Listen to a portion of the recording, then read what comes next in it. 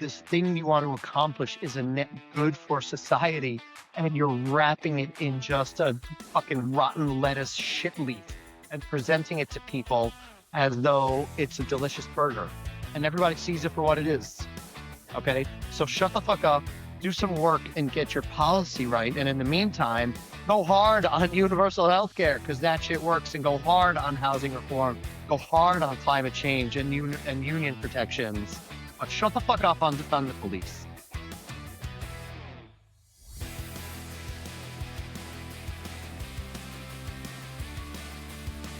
What's up, y'all? Welcome back to the Before You Speak podcast. I am your host, Derek Peterson. Just processing the fire hose of my news feed like I do every week with this guy over here. What's up, everybody? I am Elwin, and fire hose of my news feed this week is filled with algae, pond scum, paint chips, and apparently a dead duck. Dude, a dead duck. PETA's going to be all over that, and the Republicans are not going to be happy. Once PETA's involved, you are screwed. They don't give up. What's your take on the reflecting pond in general?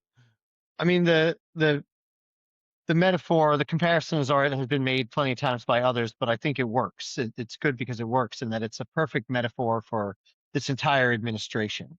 Just rank corruption, no bid contracts to loyal friends. I don't know if you saw a picture of this guy.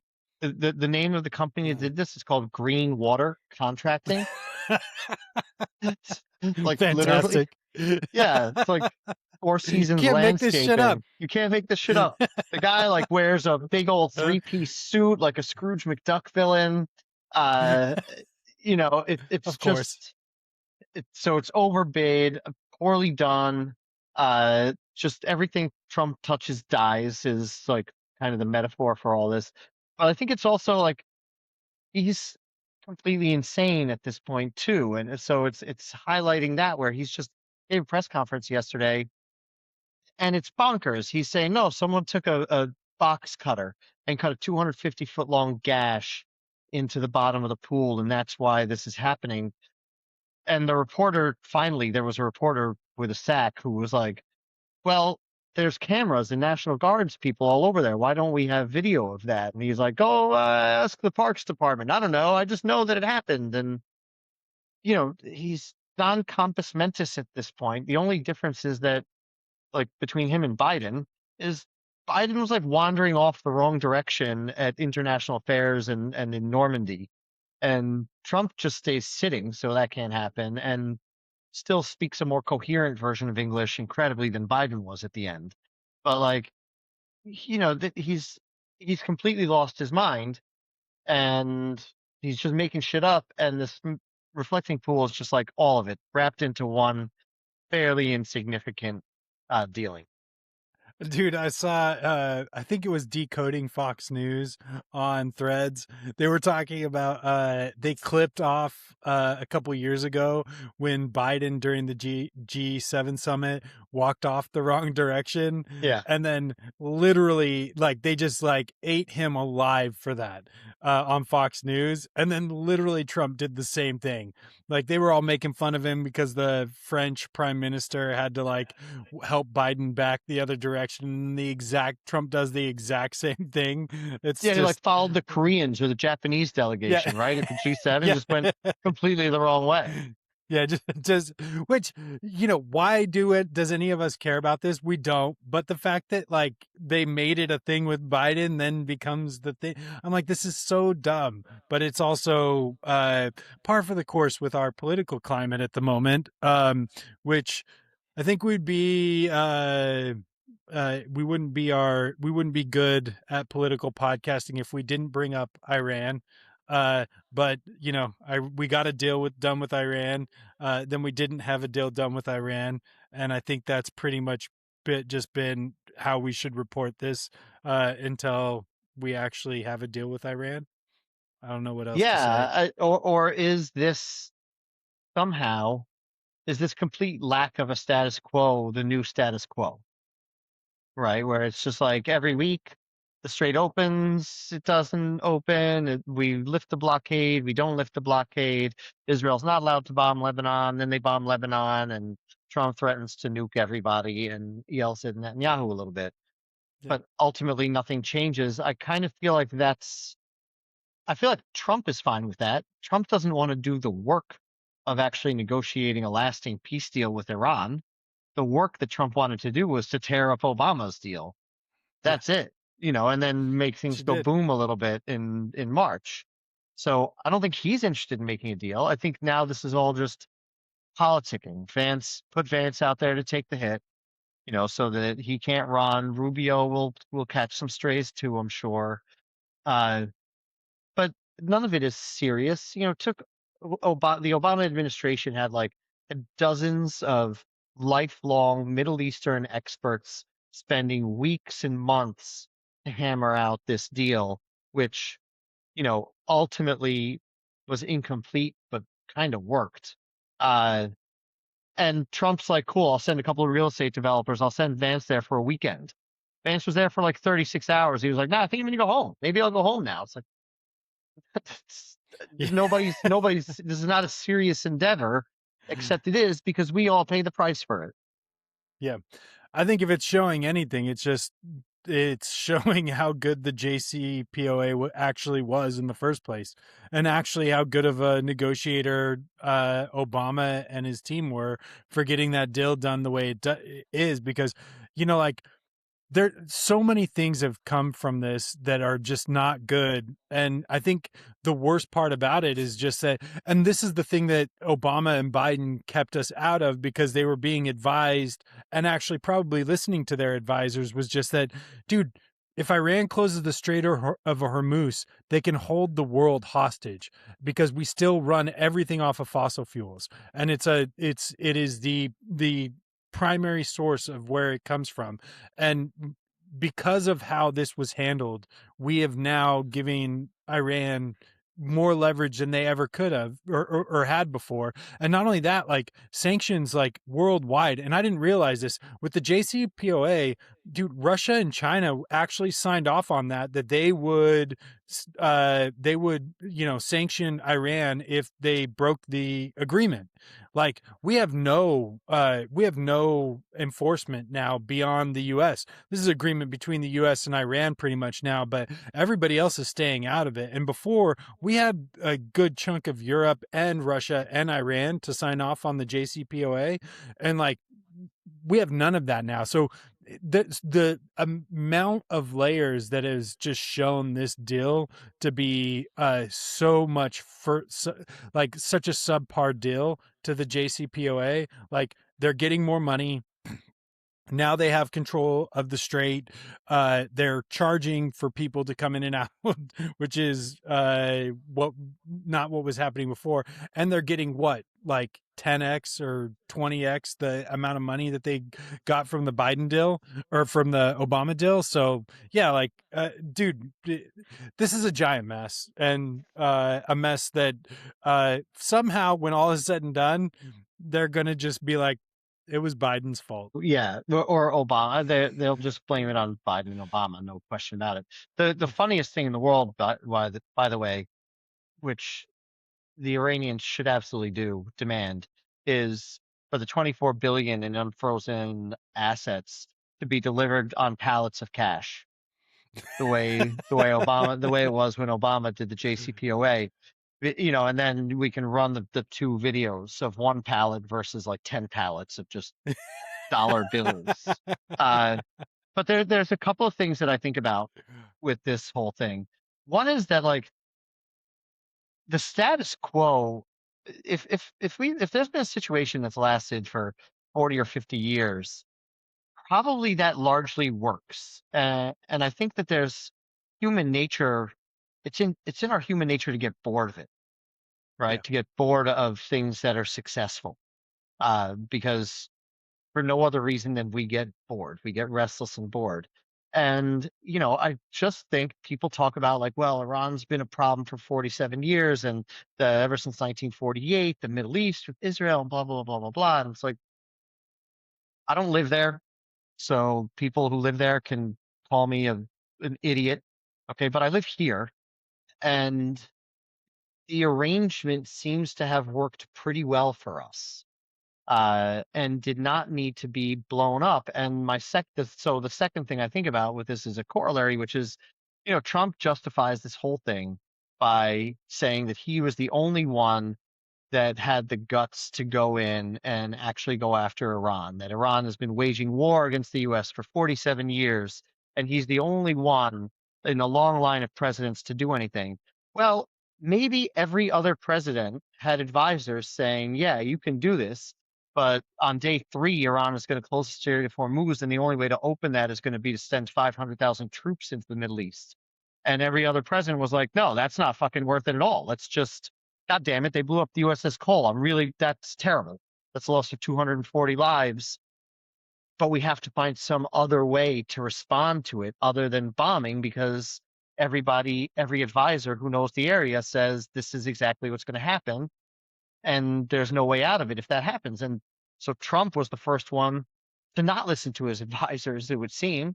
And his Yeah. advisors were completely right. And every other president, it's not a credit to Trump that he did something that no other president had done. Not to me. It's that every other president probably asked the same question, and their advisors told them that this is exactly what would happen. And they said, oh, well, then that makes this a terrible idea.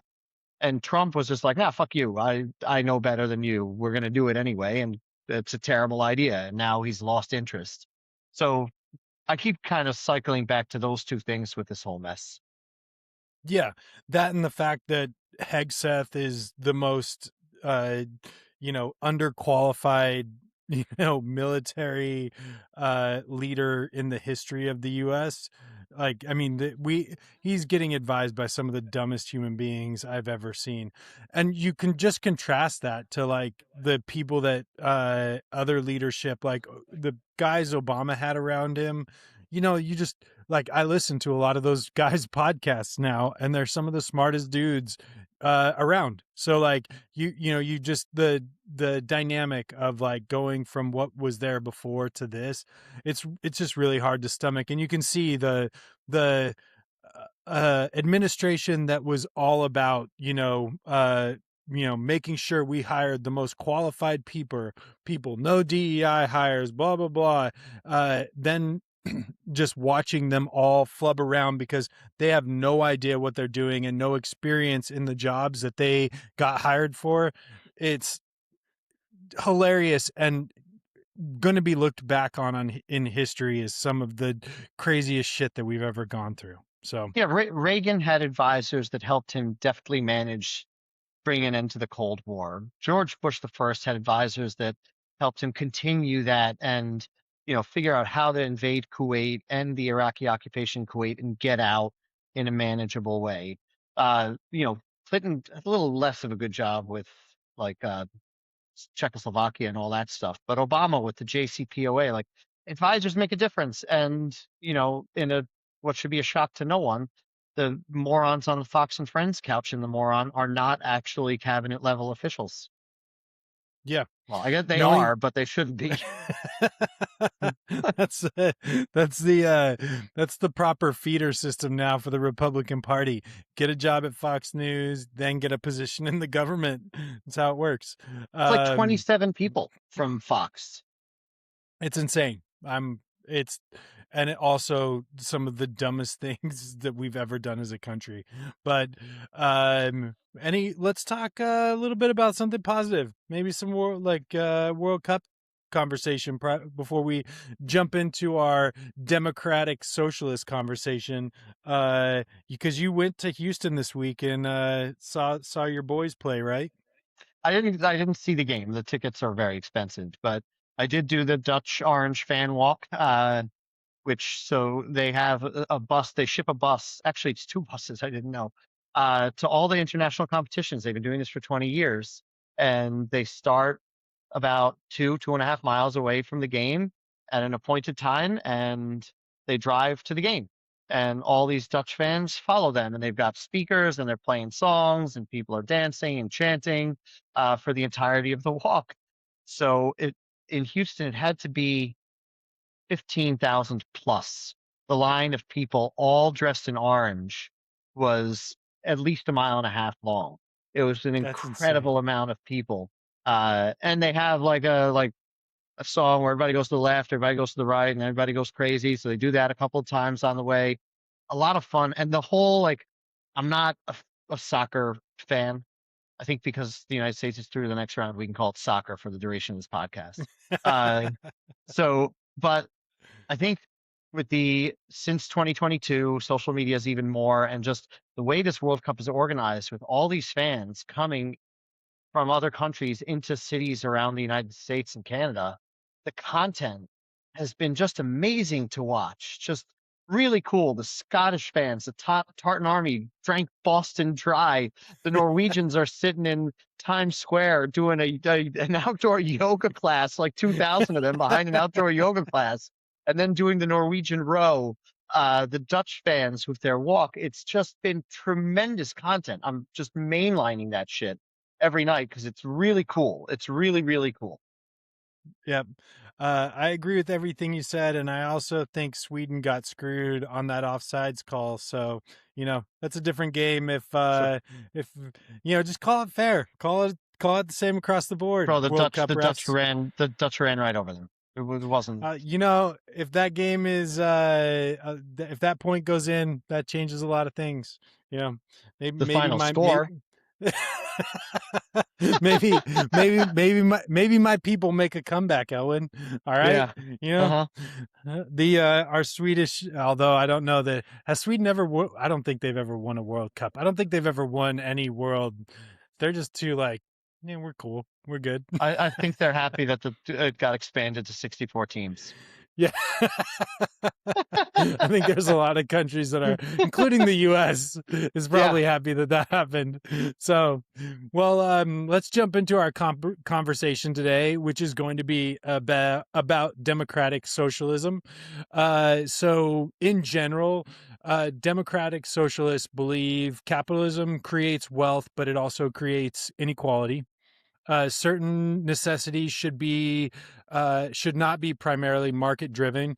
Government should play a larger role in providing healthcare, education, housing, and worker protections. Unlike traditional socialism, democratic socialism does not generally advocate for government owning businesses, the elimination of markets, or any kind of like Soviet style economics. So most modern American democratic socialists support elections, private property, and democracy. So just to kind of set the stage for this conversation, now we have to ask the question: does the Democratic Party in the United States need democratic socialists to survive? Yeah. Without a doubt. Uh, the and in part because there's a healthy split in the Democratic Party where on one side is kind of old school centrist Democrats, and on the other side, I said the younger side, it's apt, is younger, frankly more energetic, more forward-looking politicians like AOC and Mamdani, ironically led by Bernie Sanders, who's 130 years old. And those are the Democratic Socialists. And like even without that, parties need wings, right? You have to have a centrist wing of the Democratic Party and a more left wing of the Democratic Party. It just so happens that if right now in 2026, if the Democrats want to win, they need the energy coming from the Democratic Socialist side of the party, the Chuck Schumer side of the party, the Amy Klobuchar side of the party. They ain't bringing it. Nobody's going to vote for them anymore. Their Yep. approval rating is like 4. Uh, so yeah, the Democrats need this, uh, and they need Well, to work together to sell it. yeah, centrist Democrats at this point just feel like run of the mill. Like it's hard to get excited about it because you're like, man, you're going to go right back into playing politics. And democratic socialism, especially with what Mamdani's doing, is, dude, we're seeing action. Look, we're seeing somebody that's doing what they said they were going to do. And for all those people that want to fight against socialism, okay, great, but then fucking do something because like that this is the problem. Centrist Democrats are playing politics, and we need somebody that's actually going to make changes for the betterment of the people. Right. What is the centrist, what is the Chuck Schumer answer to the healthcare crisis in this country? Is it, if it's not Medicare for all, what is it? I don't know what it is, right? There seems to be no answer. What is the Chuck Well, Schumer answer? and if God, there was an answer, why? Well, yeah, exactly. If there was an answer, why hasn't this been on the table and being pushed by Democrats for a very long time? Like, there, right. why isn't there a clear path forward? What is the Democrats, the centrist Democrats' answer to the lack of, to the diminishment of union and labor power in this country? That used to be a core Democratic constituency that's flipped because the Democrats weren't doing anything for it. There is no answer, but the Democratic Socialists have one. What's the answer from the Democrats for increased cost of housing? You know, for climate change, for all these issues, they don't seem to have one. The people that are out there screaming, "We have a plan. We have a Green New Deal. We have a plan for housing in New York City and maybe in rural areas. I don't know. We have a plan for Medicare for all." Those are the Democratic Socialists of America right now, right? It's just true. So yeah, the Democratic Party needs them because they're the only ones with an idea, and it just so happens that that idea is reaching meeting really fertile ground at this Yeah. point in time. Yeah, and so we're talking about when we talk about democratic socialism, the things that get people exciting is affordable housing, universal health care, free like education, specifically when we're talking about this, most likely college education and eliminating student debt, and then obviously wealth inequality. And you hit it on the head there. We've lost unions, and unions advocate for workers' compensation. And one of the biggest things that we're dealing with right now is the wealth gap. And there's so many people talking about billionaires, screwing everybody over. And guess what they prevent from happening? They prevent all their workers from being able to unionize and fight for, fair wages. And the Jeff Bezos, and obviously some of the tech companies, it's a little bit different because you have to be highly skilled to get a job at Meta. So like, if you're getting a job at Meta, you're probably making a shit ton of money for the most part, unless it's one of the jobs that gets fished out to overseas. But yeah, but for the most part, the energy that's being brought by democratic socialists are the changes that alleviate and actually make life better for the working class people because it puts money back in their pocket. And so, like, where did this all start to go wrong? Like, what was like, you know was there a, like, we all talk about the American dream, right? Like, and it just kind of feels like at this point we've lost that. So it feels like a lot of this is this push to try to get back to that. Yeah, I don't know if we can pinpoint when the American dream became unattainable, but I think that we can speak with some clarity that it by and large has become unattainable. Uh, if you just go back and like when we think of, I don't know, when I think of the American dream, right? I'm 51 years old. What pops into my head? Like housing, cheap, affordable housing, like housing tracts like Levittown out on Long Island, where kind of every house looks the same, but husband is going out to work, decent middle class job. Maybe it's blue collar, maybe it's white collar, but they're all making enough money to support a wife, a couple kids, and a dog with a picket fence, whatever, right? Like this Leave It to Beaver kind of image comes into my mind. And I do think that that's what was sold as the American dream: get an education, get a job, work for 30 years, build up your pension. Over that 30 years, you'll be able to afford a house. You'll build wealth in that house by building equity. You'll be able to retire on the back of that equity, pass it on to your kids through your pension. And you'll just be able to live. You'll have to work for your life, but if you do the work, you'll have this good life. And I just think now, to kids coming out of college, and again, I'm 51, so I'm not quite a boomer, but my kids like to call me a boomer. That's got to seem just completely ridiculous, right? The Yeah. idea that if you go to work 40 hours a week, you'll have a pension and enough money to, you know, get married, have one working parent, the other parent stays home and raise the kids, and you got a nice house with a picket fence and a yard. It's got to seem completely insane, right? No, you have to work 60 hours a week. You're a part of the work family, where they want you on call all the time. And both the parents, both you and your spouse or partner have to work. And then forget about having kids, right? You have to talk about how you're going to have kids and figure out the cost of childcare and how far away are you living from your job? Are you living in the city? Is it an hour away? If so, do you have cars? How much does it cost to buy the house? How much does it cost to maintain the house? All these numbers add up in a manner that makes this idea of the American dream seem ludicrous. And what's really happening is that people are still pitching it. People still Yeah. think that it exists, right? And they're not talking about the fundamental problem that it does not. And in the absence of that American dream, what are we doing to provide for our citizenry? Right? How do we provide health care for our citizens and housing? And how do we take care of something like climate change? And how do we ensure that wages keep pace with inflation over the course of 30 years? Hmm. And these are the issues that the Democratic Socialists are talking about. And I think that there's just been a vacuum over the last 5 years that's been filled by this. And you're bringing up of just Jeff Bezos and tech people is a good. It's an interesting point because yeah, you have to be skilled to work at Meta, but I think people look at Mark Zuckerberg and Meta and they see an instrument of power that Yeah. works against them. They see someone who is shaping the world in a manner that hurts most people rather than helps most people.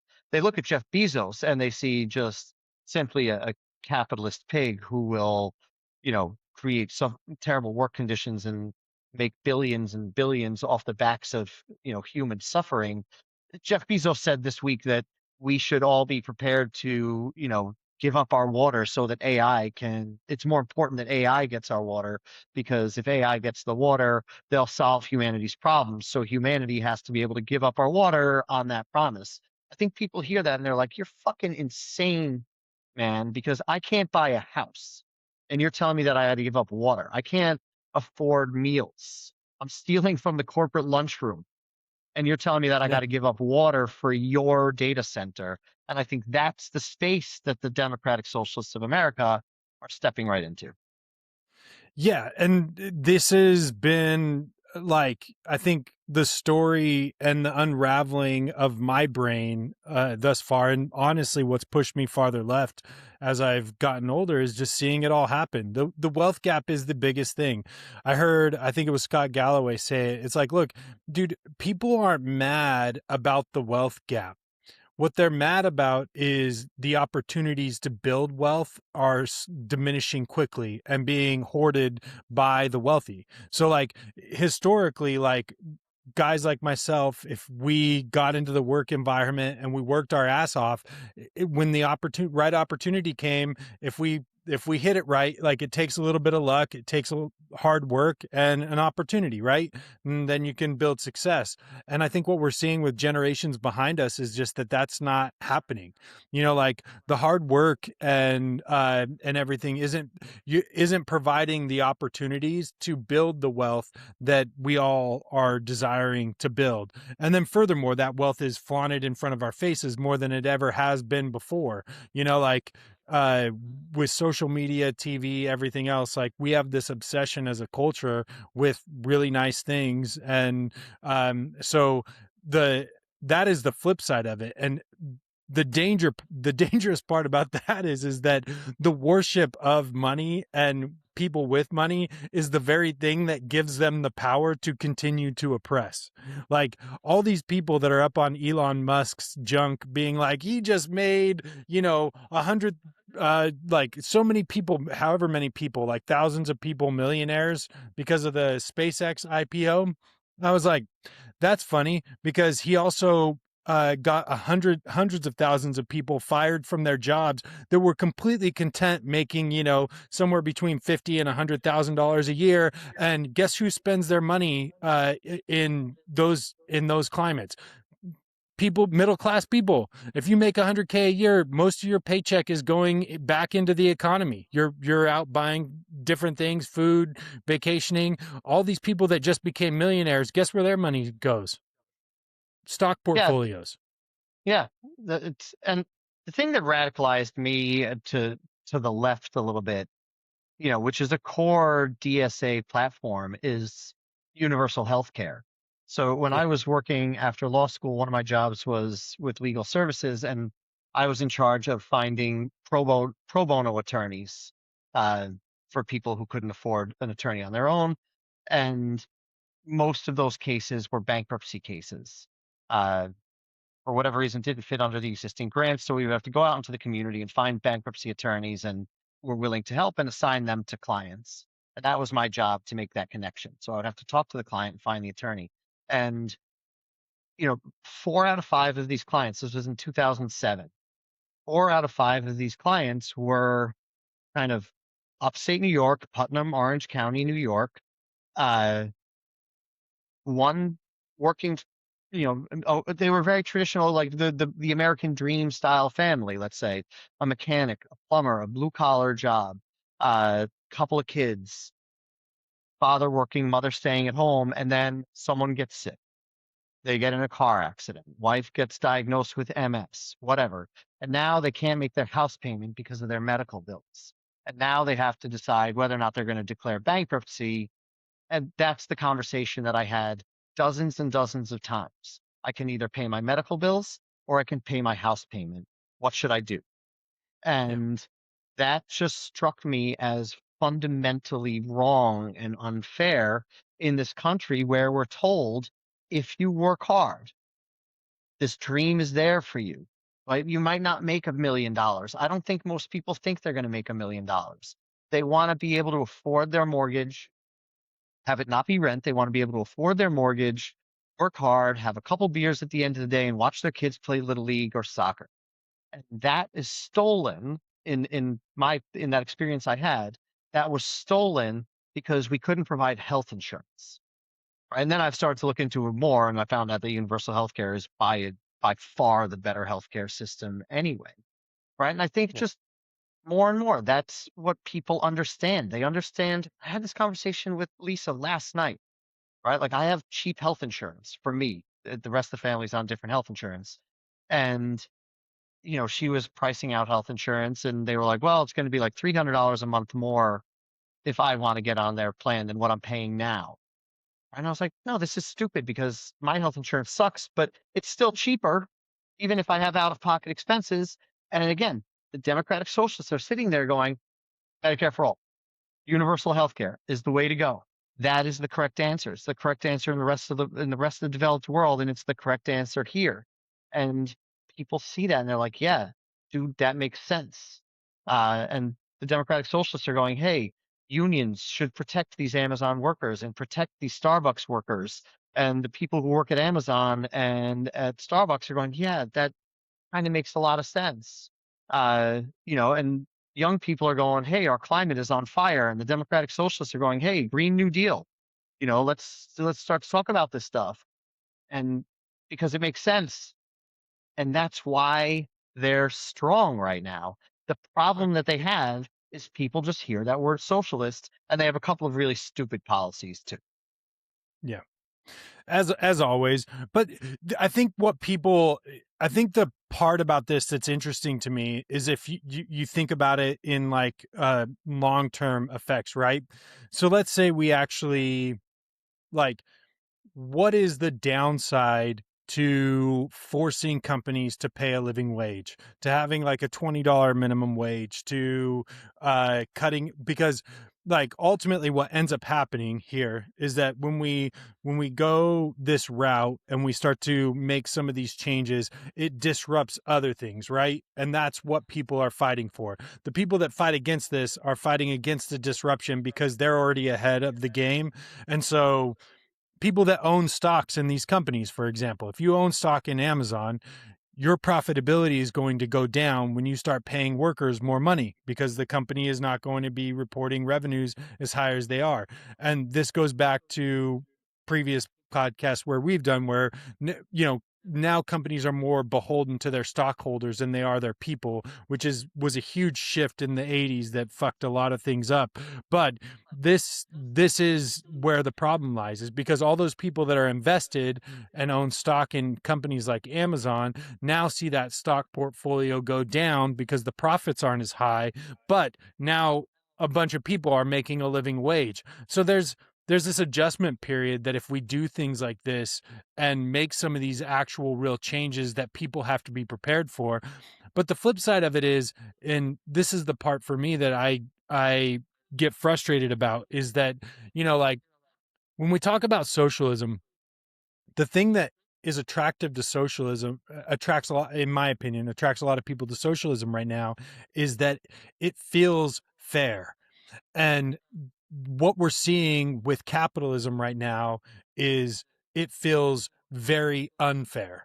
It feels like whoever got lucky and got ahead of the race is now cutting the lines for anybody else to be able to catch up. So you have these guys like Elon Musk that are out there, becoming the first trillionaire on the backs of the American people. Like, Elon Musk doesn't get to where he's at if he's not walking over a bunch of people and basically, hardlining his way to the career that he has, which involved, cutting people out of businesses and certain things, but also a bunch of government contracts that got all of these companies off the ground.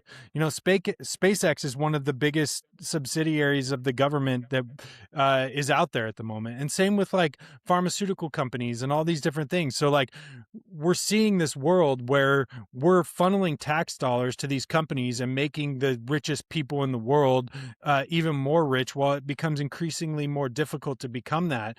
And there is no, for anybody that's in an upper tier tax bracket and owns stock, there is no way out of this without those people losing something. And so that most likely comes at the way of, stock going down to pay people living wages and companies not being as profitable. But if you actually do it the right, you create more competition and you put the rails back on, so companies can't just create a monopoly, and you allow other companies to come up and create competition, and you have more companies to invest in the future.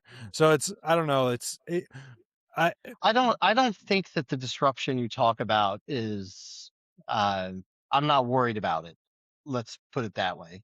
Right? Like would imposition of a $15 or $20 an hour national fair wage, living wage, cause a disruption in corporate shareholder profits?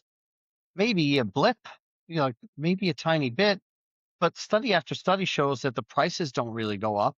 Like the prices that we pay don't go up. And for every additional dollar that that person is making between 13 and $20, they're spending almost all of that money on additional goods and services made by those companies. So, correct. you give the people more money and they just turn around and spend it all on the companies that, just have to pay their wages more. It's a net benefit for the companies. The thing that I think happens is the thing that I think must be fought. Uh, I'll rephrase it. The problem that the democratic socialist movement runs into is that scary idea of socialism, and people not really understanding the idea that we can have a democracy and also have in place certain socialist programs. We have in place certain socialist programs right now. We have fire departments and police departments and highway departments. We have Medicare and Social Security. We have publicly run schools and publicly run hospitals. These all kind of work on the same thing, on the same principle that universal health care would work on, which is collect tax money and invest it into uh, in some way into something that benefits the populace as a whole, the public as a whole. We've just sort of drawn the line at roads instead of healthcare, right? And I think that's the issue. It's very, very easy for Republicans to sit there and be like, no, they just want to jack up your taxes so that they can give illegal immigrants health care in your new socialist Venezuela style country. And people who don't take the time to think about it, they're like, oh my God, that sounds terrible.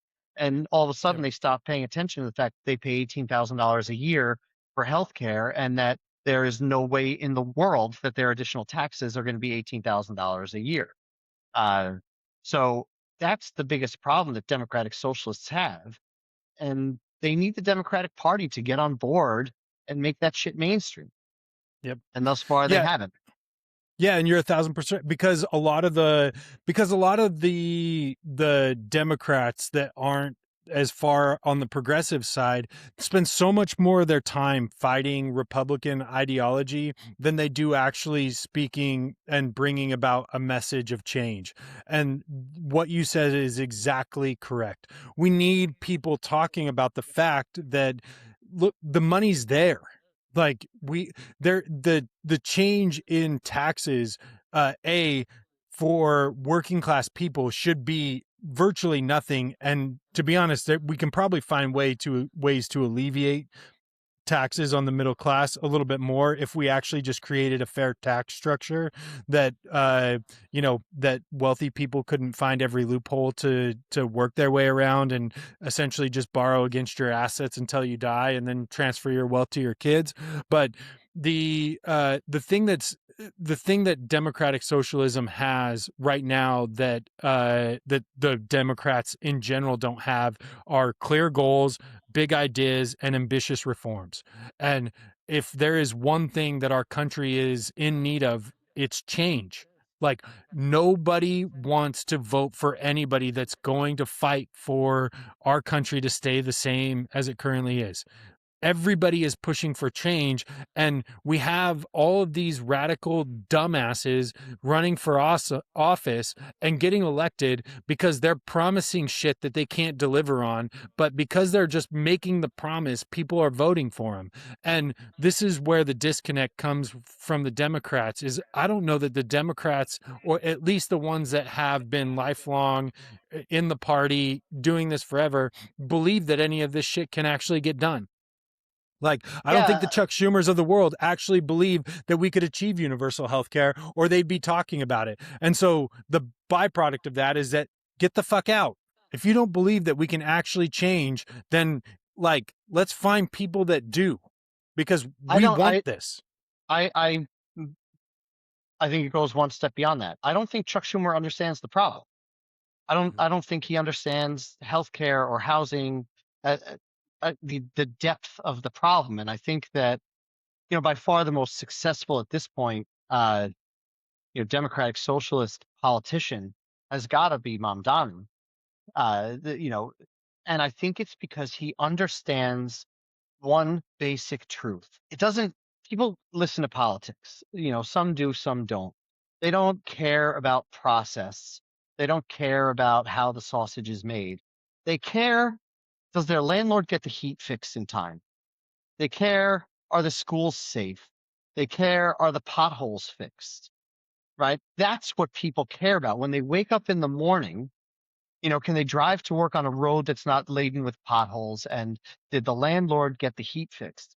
And, in his first 6 months in office, they fixed like 40,000 potholes. Landlords are getting heating and cooling issues fixed faster. They're getting repairs done faster. They're, working more on rent. He's working to keep rent from going up so high. At the end of the day, that's what people experience. That's what they experience in their lives. The fucking heat doesn't work, right? And here's a Democratic Socialist candidate, who now mayor, who listens to them and understands, oh, the heat needs to work. Yeah. I got to get landlords somehow to get the heat working. And people need to be able to get to work. And the bus fares are too expensive, and the buses can't get to work because the roads are full of potholes or there's too much traffic. So we need to create more bus lanes so that people can get to work on time so their boss doesn't fire, right? That's what a politician like Mamdani understands. And on a national level, it gets enrolled into something like universal health care. And I don't think that the Chuck Schumers of the world recognize the scope of the problem. I really Yeah. don't think that they do. Because if they did, then they might start talking about fixing it. They might have a solution that, even if it doesn't look like universal health care, they would be talking about some solution. but I don't think that they understand the scope of the problem at all. And I think that's why the Democratic Party needs them, uh, at the expense of their own survival, frankly. Yeah. I can you imagine if a democratic socialist got elected with the same kind of like ambition and fervency that Trump had to do all the changes that he made for him and his family, but to actually like run our country that way. We I think one of the things that's interesting about what Mamdani's doing is he's addressing the historical red tape that caused change not to happen.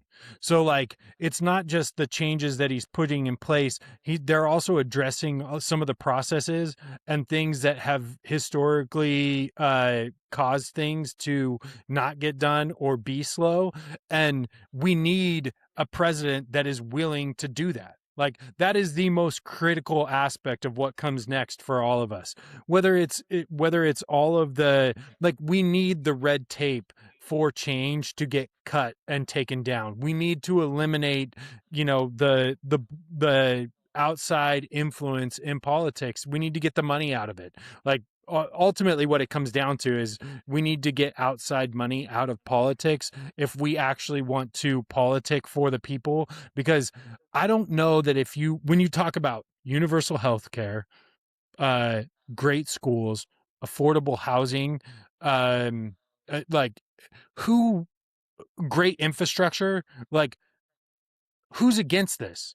Like what person is coming Uh, out and be like, we don't Hospitals. want, well, yeah, hospitals, but even still, like there is a path forward with doctors and hospitals where if you cut out a bunch of the bullshit that's in the middle of all of this, that you're not taking away from the profitability of all of that in some insane way.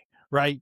Like there's a world where especially with how fucking expensive everything is now, there's a world where universal healthcare still works and doctors still being a doctor is still extremely lucrative. Like I'm sorry, I No, I, disagree with the fact that those two things can't work coexist together. I agree, and I think that, I mean, your larger point is well taken. The moneyed interests are always going to be against this stuff because they want the control and the power to call the shots so that they can make the most money.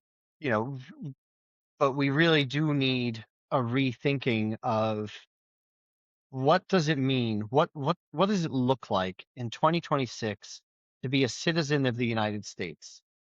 And what should it look like? Right? We're Mm-hmm. the third largest country in the world. We're the richest country in the world. Uh, and yet we lead the world in too many poverty and death metrics. Uh, that's what it looks like. What should it look like? Healthcare should be a right and not a privilege. We should be able to build enough housing so that young people can graduate college and buy a house. I think I heard today that the average first-time home buyer is 36 or 37 years old. The average home buyer, not first, the average home buyer is 51 years old, right? Mm-hmm. That's unbelievable. You And can't your build statistics, generational wealth in a home if you're 51. yep. And there are statistics that are saying now that the average first time homebuyer might actually be over 40. Like Yeah, and that's historically, it was like early 30s. And that's the strength of a community, the strength of schools. Who's using parks? Can you build a family in an area? And do you build generational wealth and attachment into towns and villages and suburbs? It's all looped into that. And it's not like evil socialist to say healthcare. I don't believe that it's evil socialist to say healthcare is a right and not a privilege, and everybody should have access to it in this country, and that we should find some way to get government involved to cut red tape or to somehow make the housing market work for a larger percentage of the population than it currently works for. That we should get government involved in uh, funding climate change uh, propositions. Lost my word there for a Yeah, second. yeah. And that the military makes too much money, right? All these things, I think what the Democratic Socialists of America would say and what they stand for is that the larger proposition that all these things we spend money on reflect a choice. And whose choice is it, and what is the choice? We spent $80 billion on a 17-week war in Iran. $80 billion. What else could that money have funded? Because every time, you know, childcare comes up or education funding comes up, we're told we don't have enough money. But we have $80 billion apparently to go to war in Iran. We have money to try and bump our defense budget to 1.5 trillion. And I think the Democratic Socialists of America, one of the reasons that they're gaining in power is that they're sitting there going, if we've got that money, let's use it to help people live a productive, happy life. Let's get them to work. They'll work, right? We're not trying to give them handouts. It's not universal basic income, right? It's not welfare. It's a floor upon which they can build a life the way that their parents built a life and that their parents before them built a life. Instead, we spend it on defense contractors and we spend it on data centers. And we have Jeff Bezos saying that we should give up our water for AI. And we have Mark Zuckerberg saying whatever it is he's saying, but it doesn't help the rank and file American. Yeah. Elon Musk, with SpaceX, fucking who cares? Yeah. Unless he starts giving Starlink to everybody. Hey, okay, Cool. make Starlink available in rural areas. Okay, I've got other Yeah. problems with it, but that would be a start. Correct. Yeah, and dude, you're exactly right. The Republican rebuttal for these conversations is just that, oh, you do this and you're creating a system where people are going to feed off the bottom. They're just going to stop doing everything cuz everything's for free. And I will I will shut that conversation down faster than anything now because like, honestly, I'm like, go fuck yourself. The amount of money that we've given the most successful in parentheses because their businesses were built on the back of the American tax dollar.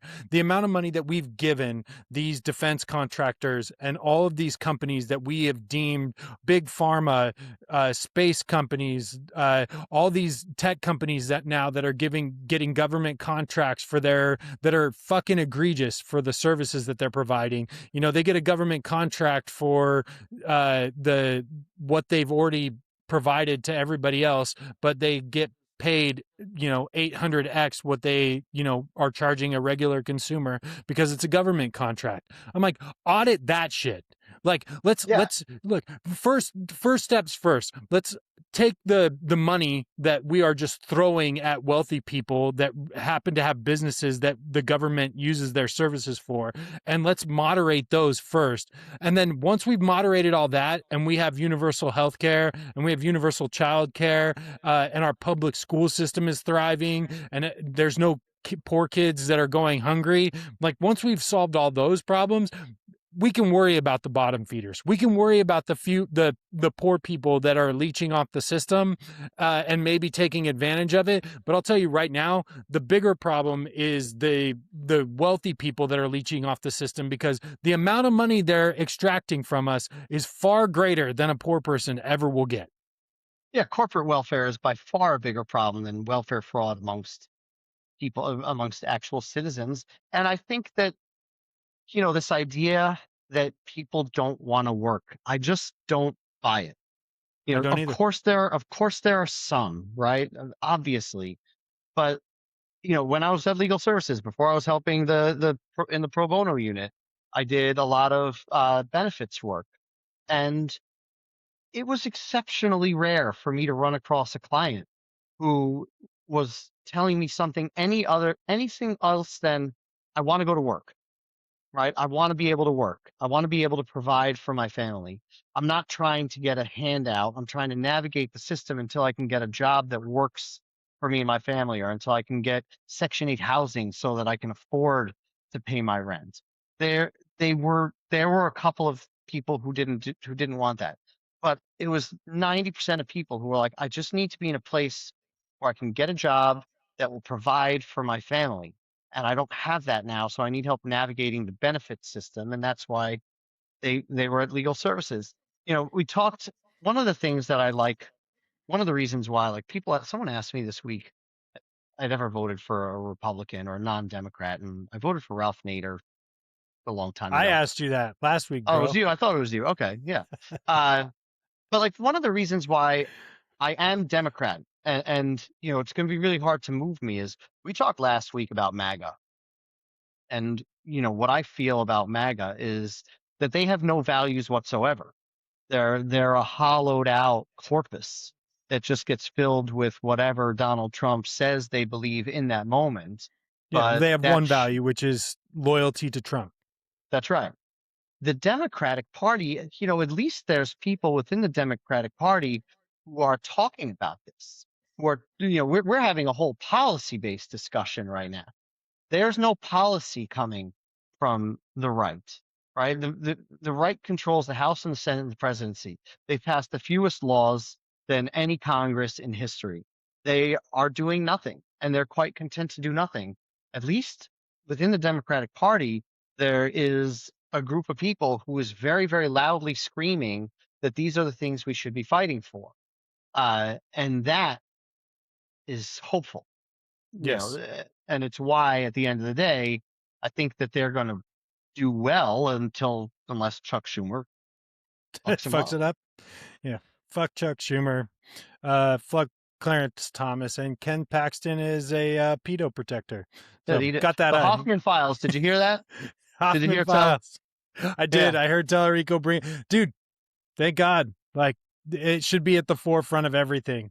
So, and now I've just recently seen that Republicans are coming out and saying like, no, Adam Hoffman was innocent. That this was some political attack. And I was like, excuse me, like Google that before you start spouting that off. Just Google it real quick before. yeah. So before we get to our shut the fuck up, is there anything else you want to tie off on your democratic socialist rant? No, I think people should look them up. I think, by Yeah, the way, on their platform is defund the police, which is fucking stupid. They should get rid of that. yeah, It's why shit like that is why they lose, right? it's exactly why. Yeah, it's But dude. by and There, large, yeah, sorry. yeah, I was gonna say like there are certain things like foundationally in everything that we have, feeling safe is one of the most critical things that human beings desire. And it's the reason why Republicans have been able to tap in and get what they want, because they can make you afraid of everything, make you afraid of immigrants, make you afraid of black people, make you afraid of, you know, the radical left, make you whatever their thing is they're going to make you afraid of it.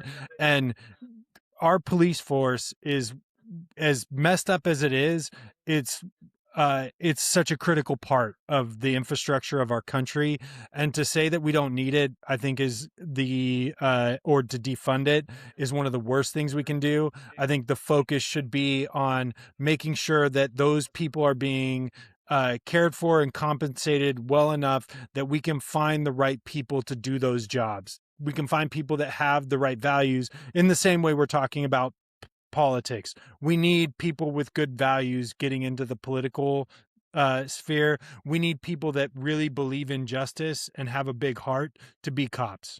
So I'm gonna zag on my shut the fuck up because now I'm gonna go right into it. I think the defund the police people in the spirit of this yes, should shut the fuck up. And here's the thing, like I understand what they're saying. They're not really saying take all the funding away from the police. What they're talking about when they talk about defund the police is the amount of time that and the amount of money that is spent on police officers doing social work, responding to domestic violence calls when there's a known mentally ill person in the household, responding to, you know, just shit that a social worker should be able to do, shit that there's some other branch of government that should be able to handle this.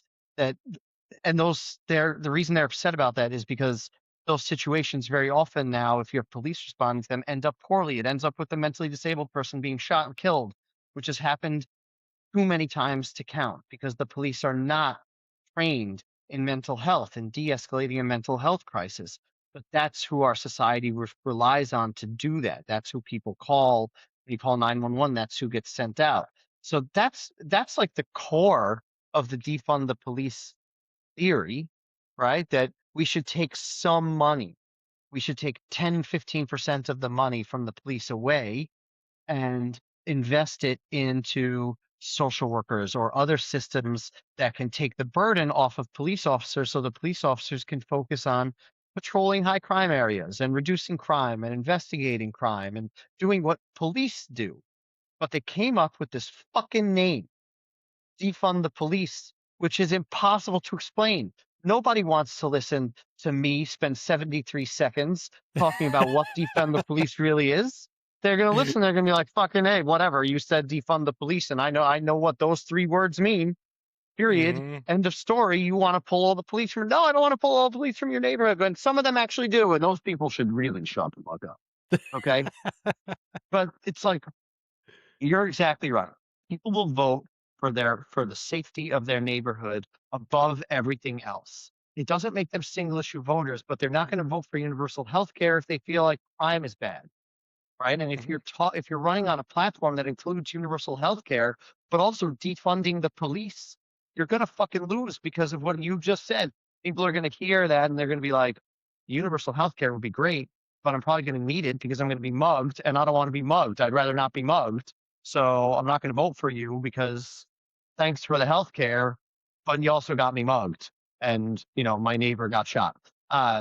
So yeah, DSA or anybody who somehow after 2020 and 2022 still talking about defunding the police, shut the fuck up. Tuck that shit away for 2 years, run it through some focus groups and some policy, engines, some policy think tanks. Come up with a better name. Come up with an actual proposal that makes sense given what you're talking about, because what you're talking about makes a ton of sense, right? Mhm. Taking those tasks away from the police results in people not getting kicked out of their house because some bullshit charge was written up about them and they're living in public housing, and taking care of their mentally ill adult son. And now they're homeless, right? This thing you want to accomplish is a net good for society, and you're wrapping it in just a fucking rotten lettuce shit leaf and presenting it to people as though it's a delicious burger. And everybody sees it for what it is. Okay. So shut the fuck up, do some work and get your policy right. And in the meantime, go hard on universal health care because that shit works, and go hard on housing reform, go hard on climate change and union protections. But shut the fuck up on defund the police. Could not agree more. And if there is one thing that is more clear than anything in politics, it's that Democrats have no fucking idea how to market themselves, and Republicans are just like on a different platform when it comes to pandering to their base. They know exactly how to phrase things. Dude, Fox News knows how to spin. Dude, I could not think of the shit that Fox News comes up with to ways they spin stories, and until I hear it, and I'm like, oh my God, that's insane. And it's also fucking brilliant. I'm like, Yeah. whoever found a way to think that through and like came up with that fast. I'm like, that is a smart human being, because they just reframed something that should not be reframed at all, should be called what it is, into something that looks like it's terrible for the Democrats. And so like, yeah, And like, it's amazing to watch it happen in real time. To watch yeah, them like put out five different things and then the next day there are only three, and then the 48 hours later there's just one, and that's the one. It's but it's really easy, like it's all fear based, it's all you fear know? based. They know how to pander it. But to be honest, it's like, yeah, Democrats catch up. Like, Yeah. like we need somebody that is going to fight fire with fire, but with the intention of the good of the people, not not Who's for really themselves. good? Who's really good at this shit? The fucking Democratic Socialists of America. Correct. Which is why we're having this conversation today. Yeah, they're The really be- good at it. the people that are the best at it are the Mamdanis, the AOCs, the Bernies, calling shit Yeah. what it is and being good at it. So what are we talking about next week, Owen? So we're continuing, right? We're on this kind of left, right, where we stand politically and where did we come from. Uh, but we are recording next week, right? And it is July Yeah. 4th. So, we tossed around two things. So which do you want to sort of keep going back in time? I thought it might be fun to talk about kind of the Reagan era, because I think that was a pretty interesting shift politically and in how we handled taxation policy and what this country stood for, a lot of the things we just talked about. Or we could kind of go like a July 4th, what does America mean to you and I? Or that might be fun at the end of all this. Who knows? Yeah, I'm all in. Actually, it's funny because one of the questions I had written down for today was Republicans had to decide whether the future was Reagan Republicans or MAGA Republicans, and Democrats may be facing a similar question about moderates versus progressives, like kind of in just my overall thinking of today. So like the Reagan Republican era would be interesting, but I think I'm game for either. We'll let's do Reagan Republicans. I think we had talked before about like doing this for a few weeks, and then I think if we went back in time all the way, hit up a couple different points in time, go back to the revolution. I like that era. I think it's interesting to kind of compare and then talk about like what does America mean to Derek? What does America mean to Elwin? Fucking demagoguery, high-minded bullshit, but it might be fun. Oh, I mean, that's what we do this for. And for the 10 or so people that are now consistently listening to us, we'll see you next week. We'll see you next week.